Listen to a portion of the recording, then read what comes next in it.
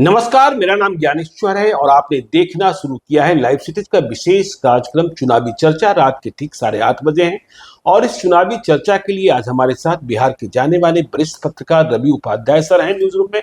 रवि जी, हम चर्चा करेंगे। आज देखिए, देश में एक ऐसी घटना घटी है जब चुनाव चल रहे हैं कि सभी विपक्षी पार्टियों के होश उड़ गए हैं। पहले तो सूरत में घटना घटी कि कांग्रेस उम्मीदवार की नामजदगी का पर्चा ही खारिज हो गया और उसके बाद जितने निर्दलीय थे उन सबों ने नामांकन वापस ले लिया और इसके बाद वहां बीजेपी के प्रत्याशी निर्विरोध घोषित कर दिए गए। लेकिन आज जो कुछ इंदौर में हुआ मध्य प्रदेश में, वह और चौंकाने वाला है। इसके बाद लालू यादव भी परेशान है, कांग्रेस नेतृत्व भी परेशान है कि कहीं बिहार में भी बीजेपी कहीं ऐसा खेल तो नहीं करने जा रही है, क्योंकि अभी कई चरणों के लिए नामांकन की प्रक्रिया प्रारंभ है और कई चरणों के लिए नामांकन की प्रक्रिया शुरू होनी है। तो देखिए, इंदौर में यह हुआ कि अक्षय बम कांग्रेस के प्रत्याशी आज उन्होंने नामांकन वापसी के अंतिम दिन नामांकन का पर्चा वापस ले लिया। इसके बाद तो पूरे देश में कोहराम मच गया। कांग्रेस नेतृत्व ने देखा यह क्या हुआ और बीजेपी से अब लड़ने वाला कोई वहां बचा ही नहीं, कांग्रेस का प्रत्याशी। कांग्रेस के भीतर खाने में भी युद्ध शुरू हो गया कि आपने इन्हें प्रत्याशी क्यों बनाया था, क्या इनके पास जो पैसा था इसे देखकर बनाया था। कुछ लोग कह रहे हैं बिक गए ये। तो ये जो हलचल हुई, इसके बाद बिहार में लालू यादव और कांग्रेस नेतृत्व को किस तरीके से अलर्ट मोड में आते आप देख रहे हैं। देखिए, निश्चित रूप से जो इंदौर में जो राजनीतिक घटनाक्रम तेजी से बदला और वो कांग्रेस प्रत्याशी ने अपना अंतिम कुछ लोग कह रहे हैं चुनाव के पहले ही खरीद लो। बिल्कुल, तो यह निश्चित रूप से यह बिहार में जो इंडिया ब्लॉक महागठबंधन है उसमें सतर्कता देखी जा रही है और लालू यादव कह लीजिए या कांग्रेस का यहाँ प्रदेश नेतृत्व कह लीजिए, अखिलेश सिंह समेत तमाम लोग अब अलर्ट मोड में है कि इस तरह के अब इसलिए सब जितने भी उम्मीदवार हैं इंडिया ब्लॉक के या महागठबंधन के, उन लोगों से वह टेलीफोनिक कांटेक्ट में है। नहीं, दो तरीके के खतरे उत्पन्न हो गए ना कि या तो आप नामांकन वापस ले लीजिए या नामजदगी का पर्चा ही खारिज कर दिया जाए, तो फिर मुकाबला कैसे होगा। देखिए, यही सबसे बड़ी परेशानी का सबब यही है। तो इसी को लेकर के तमाम जो स्टेट में यहाँ पर नेतृत्व है उसको कह दिया गया है कि आप सब जितने भी कैंडिडेट है आपके जो इंडिया ब्लॉक में महागठबंधन में, उस सब से बात करिए और 1 to 1 सबसे नेतृत्व बात कर रहा है कि कहीं कोई आप में लोचा तो नहीं है पेपर में या कहीं कोई अन्य कारण तो नहीं है। तो वह उसके पीछे भी अब आदमी लगा दिया गया कि अब इस तरह का इंदौर वाली घटना की पुनरावृत्ति यहाँ ना हो, या जिस तरह से सूरत वाली घटना हुई कि सब लोग ऑल ऑफ ए सडन सब लोग चले गए, तो वह चीज नहीं हो कि वाकोभर मिल जाए। हाँ, जैसे सासाराम के बारे में खबर आ रही है कि कांग्रेस ने जिन्हें प्रत्याशी बनाया है मनोज राम, उनके खिलाफ कोई मुकदमा है, उसमें वो फंस सकते हैं, नामजदगी का पर्चा दाखिल कर दे, फिर पुलिस का एक्शन हो जाए। ठीक इसी तरीके की चुनौती वैशाली में भी है। मुन्ना शुक्ला के खिलाफ एक एंटीसिपेटरी बेल का मुकदमा खारिज हो गया है, मतलब उन्हें एंटीसिपेटरी बेल नहीं मिला है। यदि वारंट जारी हो जाता है तो ये बिल्कुल अलर्ट मोड में आना पड़ा है। निश्चित रूप से यह जो दोनों सासाराम और वैशाली की आप जो बात की, दोनों जगह पर इसको देखते हुए ही बिहार में महागठबंधन और इंडिया ब्लॉक अलर्ट मोड में गया कि और कहीं ऐसा नहीं हो जाए कि अंतिम क्षण में कोई उम्मीदवार नहीं मिले और पर्चा खारिज हो जाए, बिक जाए, गिरफ्तार हो जाए, तो ये बड़ा खतरा। बिल्कुल, या अन्य टेक्निकल कारणों से वह उसकी उम्मीदवारी ही रद्द हो जाए, तो यह भी नहीं हो, इसलिए तमाम तरह पर 1 to 1 ये लोग बात कर रहे हैं और सब चीज पर पैनी नजर बनाए हुए हैं। ऐसा नहीं है कि बिहार में अगर यदि होगा तो ये इंडिया ब्लॉक के लिए बिहार में एटलीस्ट बहुत बड़ा झटका होगा, सेटबैक होगा। बिल्कुल। वैसे देखिए, मेरा मानना है कि बिहार के जो राजनेता हैं ऐसे मौकों पर बिकते नहीं है। बिल्कुल, जिस तरीके से हम खबरें सुन रहे हैं, मध्य प्रदेश से जो आरोप प्रत्यारोप चल रहे हैं या गुजरात से जो खबरें आ रही है कि बिहार के नेताओं का चरित्र बिकने का नहीं रहा है। लेकिन अभी हमने विश्वास मत परीक्षण के दौरान देखा था कि 5 करोड़ 10 करोड़ की बातें हो रही थी, तो ये गंभीर मसला है। देखिए, अब दूसरी चर्चा हम करें महाराजगंज लोकसभा क्षेत्र की। देखिए, वहां कांग्रेस ने प्रत्याशी बनाया है अखिलेश प्रसाद सिंह के बेटे आकाश कुमार सिंह को और इसके बाद वहां गहमागामी तेज है। जनार्दन सिंह सिग्रीवाल बीजेपी के उम्मीदवार हैं, सांसद भी हैं और खबर ये आ रही है कि प्रभुनाथ सिंह के बेटे रणधीर कुमार सिंह भी चुनाव लड़ने आ रहे हैं। वे बसपा की हाथी पर सवार होंगे। लेकिन सच्चिदानंद राय बिहार विधान परिषद के सदस्य जिन्होंने चुनाव लड़ने का ऐलान किया था वे शायद अब चुनाव न लड़े। उन्होंने एक फेसबुक पोस्ट भी किया है जिसमें यह संकेत मिल रहा है कि वे इंतजार वाले मोड में चले गए हैं, उन्हें लग रहा है कि कुछ और हो जाएगा। तो ऐसी सूरत जो बन रही है इसमें हम ये कह सकते हैं कि चुनाव का नतीजा क्या होगा, चुनाव के परिणाम कैसे सामने आएंगे, लड़ाई कैसी होगी। लेकिन इसके पहले आकाश कुमार सिंह अपने बेटे को टिकट दिलाने के बाद अखिलेश प्रसाद सिंह ने महाराजगंज में पहली बाजी तो जीत ली है। यदि सच्चिदानंद राय चुनाव नहीं लड़ने जा रहे हैं तो देखिए, निश्चित रूप से ज्ञानेश्वर जी, जो सच्चिदानंद राय का नहीं लड़ना कहीं न कहीं यह इनके सेहत के लिए, राजनीतिक सेहत के लिए, आकाश सिंह के लिए जो अखिलेश सिंह के पुत्र हैं उनके लिए बेहतर है, क्योंकि वह वोट का जो कटिंग होता है एक ही समाज से दोनों आते हैं, सच्चिदानंद राय और आकाश सिंह। तो ऐसे में वह वोट इन ब्लॉक जो है सो भूमिहार समाज का उनकी ओर जाता हुआ दिखाई पड़ रहा है। तो यह एक बड़ी बात हुई है और उसमें अगर सच्चिदानंद राय लड़ते तो निश्चित रूप से फिर आपको परेशानी का सबब होता आकाश सिंह के लिए। अब रही बात कि जनार्दन सिंह सिग्रीवाल जिस समाज से आते हैं, वो राजपूत समाज से, तो वह दूसरी बार इस बार महाराजगंज से वो फाइट करेंगे भारतीय जनता पार्टी से। वैसे में प्रभुनाथ सिंह के बेटे रणधीर सिंह का लड़ना यह उनके लिए परेशानी का सबब होगा, क्योंकि वह जिस समाज से राजपूत समाज से है, वो ठाकुर समाज से, तो उसमें वोट की कटिंग होगी निश्चित रूप से, क्योंकि प्रभुनाथ सिंह का अपना वहां पर महाराजगंज का मतलब प्रभुनाथ सिंह हुआ करता था। ये सब लोग जानते हैं, बोलने की आवश्यकता नहीं है। तो वो ऐसे में उनके बेटे का खड़ा होना रणधीर सिंह का कहीं न कहीं इनके लिए परेशानी का सबब है, जनार्दन सिंह सिग्रीवाल के लिए। और यहाँ पर आपको एज मिलता हुआ यहाँ पर दिखाई पड़ रहा है, प्रारंभिक क्योंकि देखिए भूमिहार मत, यदि भूमिहार भी जाति देखकर वोट दे रहा है तो कांग्रेस को वोट देगा, मतलब यह स्थिति खत्म हो गई है कि हम बीजेपी के बंधुआ हैं। बिल्कुल। और साथ में लालू यादव का आधार वोट, यादव और मुसलमान। देखिए आगे हम चर्चा करेंगे ओवैसी ने क्या फैसला किया है, लेकिन यह फैसला, और महाराजगंज में जब हम चर्चा करते हैं तो हमने ये देखा कि धूमल सिंह जो पूर्व विधायक हैं वे महाराजगंज की धूरी बनते दिख रहे हैं। उनके यहाँ सच्चिदानंद राय भी पहुंचे थे, उनके यहाँ यज्ञ चल रहा था, बाद में अखिलेश प्रसाद सिंह भी गए, 2 दिनों पहले रोड शो हुआ और धूमल सिंह के घर पर ही सच्चिदानंद राय और अखिलेश सिंह की मुलाकात हुई। सच्चिदानंद राय का पैर छूकर आशीर्वाद लिया आकाश सिंह ने, जो अखिलेश सिंह के बेटे हैं, कांग्रेस को उम्मीदवार हैं। तो ये एक धुरी, महत्वपूर्ण धुरी, दबंग भी है धूमल सिंह, तो ये बड़ी खबर है वहां। निश्चित रूप से मनोरंजन सिंह उर्फ धूमल सिंह जी, तो ये वो देखिए वो वहां के बाहुबली छवि के जाने जाते हैं और हैं भी वो। तो ऐसे में निश्चित रूप से वह एक बीच का सेंटर पॉइंट बना है ज्ञानेश्वर जी, जहां पर सब लोग डील हो गया। सच्चिदानंद राय भी हो गए, वहां मिल गए, आकाश सिंह भी वहां पर आ गए, उनके पिताश्री भी आ गए, तो सब लोग मिलकर के वहां निश्चित रूप से तीनों एक ही समाज से आते हैं। जी बिल्कुल। धूमल सिंह भी भूमिहार समाज से ही। तो ऐसे में इस बात को समझना पड़ेगा कि धूमल सिंह के इर्द गिर्द ही अब वहां पर बैटिंग बॉलिंग होती दिखाई पड़ेगी। देखिए आज यदि हम चर्चा करें बिहार में और क्या सियासी हलचल रही, चुनावी शोर क्या रहा, तो आज लालू यादव अपनी दूसरी बिटिया रोहिणी आचार्य का नामांकन कराने छपरा पहुंचे थे। और सिर्फ लालू यादव ही नहीं, पूरा परिवार, जो स्टेज था और जो पहली कतार थी उसमें लालू परिवार दिख रहा था। लालू यादव भी थे, राबड़ी देवी भी दिखाई पड़ी, आज तेज प्रताप यादव भी दिखाई पड़े, मीसा भारती भी दिखाई पड़ी, तेजस्वी यादव भी दिखाई पड़े।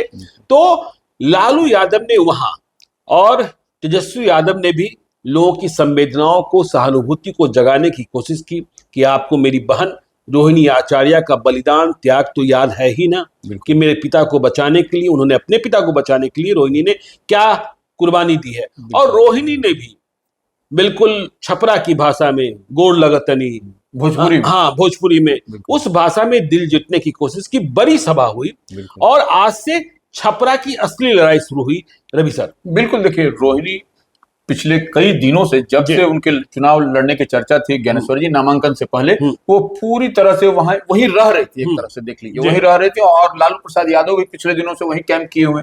लेकिन आज जो नॉमिनेशन में दिखाई पड़ा 6 लोग लालू परिवार के, लालू और राबड़ी को मिला करके सब भाई बहन लोग, तो 6 लोग बैठे हुए थे। और रोहिणी का उसमें वह भोजपुरी भाषा में जो वहां का लोकल भाषा है उसमें बोलना कहीं ना कहीं अंदर माने लोगों को कनेक्ट करता हुआ दिखाई पड़ा। तो यह एक बात रोहिणी में अच्छा दिखाई पड़ा। जो लोग बोलते थे विदेशी हैं, पर्यटक हैं, वह कहीं ना कहीं इस बात का वो छाप उन्होंने दिया कि नहीं, हम यहीं के रहने वाले और हमको भोजपुरी नहीं, भाषा रोहिणी आती ने है। कहा भी कि देखिए, हम यहाँ किसी को हराने नहीं आए, हम कोई नकारात्मक राजनीति करने नहीं आए, हम सकारात्मक राजनीति करने आए। हाँ, उसने जो मौजूदा सांसद है राजीव प्रताप रूडी, उनसे सधे हुए बहुत ही कड़े सवाल पूछे।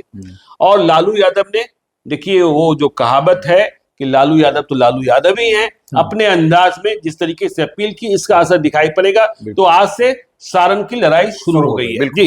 तो देखिए, आज अमित शाह भी थे बिहार में। अमित शाह किसको आशीर्वाद देने आए? आज झंझारपुर में उन्होंने जेडीयू के प्रत्याशी रामप्रीत मंडल को आशीर्वाद दिया और बेगूसराय में हिंदुओं के फायर ब्रांड नेता गिरिराज सिंह को आशीर्वाद दिया।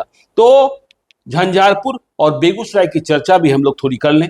देखिए, निश्चित रूप से झंझारपुर में त्रिकोणीय लड़ाई है जी। आप देख रहे हैं कि उन्हीं के भाजपा से ही टूट करके अलग गए हैं वीआईपी से सुमन महासेठ तो वीआईपी के टिकट पर तो भाजपा के सामने भी एक चुनौती है, भाजपा जेडीयू के सामने, कि सुमन महासेठ अपनी पहुंच के बूते कहीं भाजपा के भीतर कुछ वोटों की संडमारी ना कर ले, क्योंकि वे भी बैच से हैं। बिल्कुल जी, वे भी, लेकिन वो भाजपा का वोट का इधर उधर कर सकते हैं, लेकिन उन पर वोट चढ़ेगा नहीं जी, क्योंकि उनका वही आरएसएस वाला टोपी या डंडा, जो हाफ पैंट हम लोग कह रहे हैं, वह सब सोशल मीडिया पर। लेकिन देखिए, अब जो खबरें आ रही है कि वैश्य मतों की गोलबंदी को शुरू हो गई है।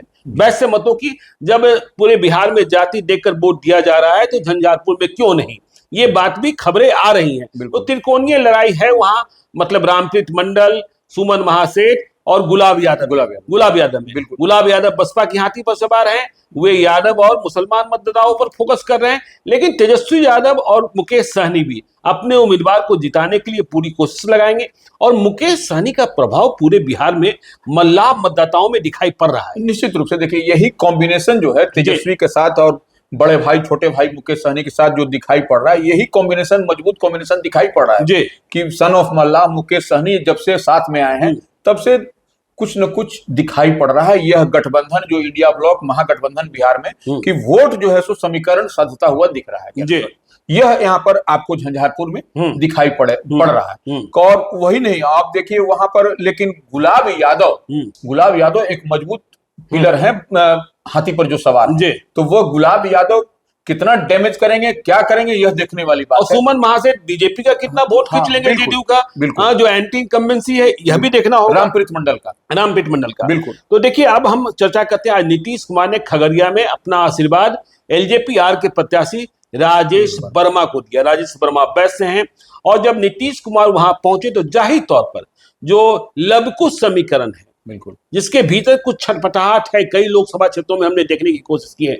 लेकिन राजेश वर्मा को जिस तरीके से नीतीश कुमार का आशीर्वाद मिला है, पहले प्रधानमंत्री नरेंद्र मोदी का आशीर्वाद मिला, बिल्कुल, नरेंद्र मोदी ने अपील की कि आपको राजेश वर्मा को जिताना है। तो आज जिस तरीके से नीतीश कुमार ने आशीर्वाद दिया, फायदा मिलेगा, निश्चित रूप से फायदा मिलेगा। देखिए, वो जिस समाज से हैं, वैश्य समाज, तो वो एनडीए फोल्ड में है, लोजपा आर के उम्मीदवार हैं भी। तो ऐसे में निश्चित रूप से राजेश वर्मा को आज की सभा के बाद, नीतीश कुमार का जो भाषण हुआ उसके बाद, निश्चित रूप से उनको मिलेगा। लॉ कुछ कॉम्बिनेशन की बात, उनका जो वैश्य वोट है, और एनडीए के पाले में ही जो है सो वैश्य वोट भी रहता है। और चिराग पासवान की अपनी थाती जो उनके पास में है, दलित महादलित की, वह तो उनके साथ में है ही, बिल्कुल, उसमें कहाँ दिक्कत है। और सवर्ण समाज का भी वोट, सवर्ण समाज, वहां एक भय समाता हुआ दिखाई पड़ रहा है ना, कि कहीं ये लाल झंडा वाले जीत जाएं। देखिए, आरजेडी की बात होती तो कुछ और होती, लेकिन लाल झंडा देखते ही लोगों के कान खड़े हो जाते हैं, दिमाग चलने लगता है कि कहीं हमारी जमीन पर लाल झंडा गड़ने लगा, बाजार में लाल झंडा गड़ने लगा, तो फिर क्या होगा, कैसे बचेंगे। तो ये एक डर और भय बिल्कुल बना हुआ है, बना रहता है। ये जब भी ये लेफ्ट पार्टियां, बिल्कुल, लेफ्ट पार्टी का तो भय वही ना है, ज्ञानेश्वर जी, कि झंडा, लाल झंडा जब मन किया जहां जाके जमीन पर गाड़ दिया, तो इससे लोग भयभीत रहते हैं। और शहरी क्षेत्र में तो खास करके, तो वो वहां पर खगड़िया में इस बार जो है सो जो राजेश वर्मा के पक्ष में निश्चित रूप से हवा बनती हुई दिखाई पड़ रही है। अभी तो समय है और इसमें अभी तेजी आएगी। और राजेश वर्मा का जो समीकरण दिखाई पड़ रहा है एनडीए में, अभी उनको वहां पर मजबूत स्थिति में दिखाई पड़ रही है। जी, तो ठीक है, खगड़िया में मजबूत स्थिति में दिखाई पड़ रहे हैं। लेकिन यदि हम बात करें ओवैसी की पार्टी, देखिए ओवैसी की पार्टी धीरे धीरे सीटें बढ़ाती जा रही है जहां उन्हें चुनाव लड़ना है। पहले कहा गया कि सिर्फ किशनगंज लड़ेंगे, इसके बाद कुछ और लोकसभा क्षेत्रों में घोषणा हुई, लेकिन आज 9 सीटों पर चुनाव लड़ने का ऐलान कर दिया गया और जहां जहां ओवैसी लड़ेंगे निश्चित तौर पर इंडिया, चाहे आरजेडी हो, चाहे कांग्रेस हो या फिर लेफ्ट हो, उनकी सेहत बिगड़ेगी क्योंकि कटौती मुसलमान मतों में ही होगी। और हम बार बार कह रहे हैं कि मुसलमान मत, देखिए जो मुसलमान के मतदाता हैं वे मन में बेचैन हैं, कई कारण हैं। तो आज ओवैसी की पार्टी ने 9 सीटों पर चुनाव लड़ने का ऐलान कर दिया और ये सीट हैं शिवहर, गोपालगंज, पाटलिपुत्र, महाराजगंज, मुजफ्फरपुर, मधुबनी, जहानाबाद, काराकाट और वाल्मीकि नगर। देखिए किशनगंज तो पहले लड़ ही चुके हैं, तो 10 सीटें हो गई ना। हाँ, तो अब यदि हम शिवहर की बात कर ले, वहां राणा रणजीत सिंह पहले से उम्मीदवार घोषित किए जा चुके हैं। गोपालगंज में भी ये चुनाव लड़ेंगे। गोपालगंज का चुनाव उपचुनाव याद है विधानसभा का। हाँ, ओवैसी की पार्टी के कारण ही आरजेडी वहां चुनाव हार गई थी। बिल्कुल। तो यहाँ मुकाबला अभी जो है वह दिख रहा है कि भाई आलोक सुमन बनाम चंचल पासवान वीआईपी के उम्मीदवार हैं। पाटलिपुत्र में रामकृपाल यादव बनाम मीसा भारती है। तो यहां भी अब तीसरा कौन, मुसलमान कितना मत कटेगा और इसका फायदा किसको होगा, नुकसान किसको होगा, समझते ही हैं। महाराजगंज में भी अब स्थिति स्पष्ट कर लीजिए कि त्रिकोणीय लड़ाई होगी, जनार्दन सिंह सिग्रीवाल, आकाश सिंह और रणधीर सिंह।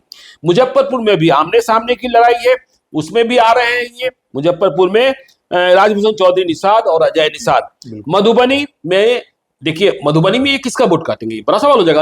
अली अशरफ फातमी है आरजेडी के प्रत्याशी। बिल्कुल। हाँ, तो वो आरजेडी कांग्रेस के प्रत्याशी हैं। अली अशरफ फातमी को ही डैमेज करते दिखाई पड़ रहे हैं ना। मुसलमान का वोट काटेगा। तो अशोक यादव बनाम अली अशरफ फातमी है। जहानाबाद में अब ये उम्मीदवार दे रहे हैं, तो जहानाबाद में निश्चित तौर पर चंदेश्वर चंद्रवंशी को फायदा हो जाएगा। बिल्कुल। क्योंकि ये सुरेंद्र यादव को नुकसान पहुंचाएंगे निश्चित रूप से। काराकाट में जो देखिए त्रिकोणीय लड़ाई दिखाई पड़ रही है, वहां उपेंद्र कुशवाहा, राजाराम कुशवाहा, पवन सिंह, उसमें ये चौथे एक मल्लाह को उम्मीदवार बनाया है। और वाल्मीकि नगर में देखिए वहां लड़ाई सुनील महतो जो अभी मौजूदा सांसद हैं और सामने से आरजेडी के दीपक यादव।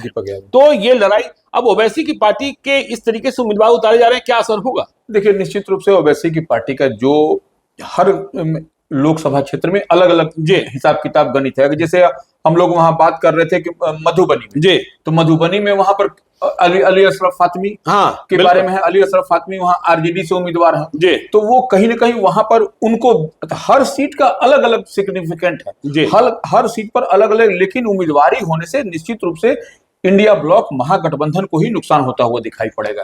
ये वोट तो कटिंग उन्हीं का होगा, ये वोट तो इंडिया का कटेंगे नहीं। बिल्कुल। तो यह यहाँ पर परेशानी का सबब है। यह 9-10 सीट पर निश्चित रूप से कहीं ना कहीं इंडिया ब्लॉक और महागठबंधन को नुकसान होगा ओवैसी की पार्टी AIMIM के आने से। चलिए, तो देखिए ओवैसी की पार्टी आएगी तो इंडिया ब्लॉक को नुकसान होगा, एनडीए को फायदा होगा। चुनावी चर्चा को हम यही खत्म करते हैं। आप देखते रहिए लाइव सिटी को। यदि अब तक आपने हमारे यूट्यूब चैनल लाइव सिटी को सब्सक्राइब नहीं किया है तो जरूर कर लीजिएगा। और यदि इस वीडियो को फेसबुक पेज के माध्यम से देखें तो पेज को लाइक कीजिएगा, ट्विटर पर भी हमें फॉलो कीजिए। धन्यवाद।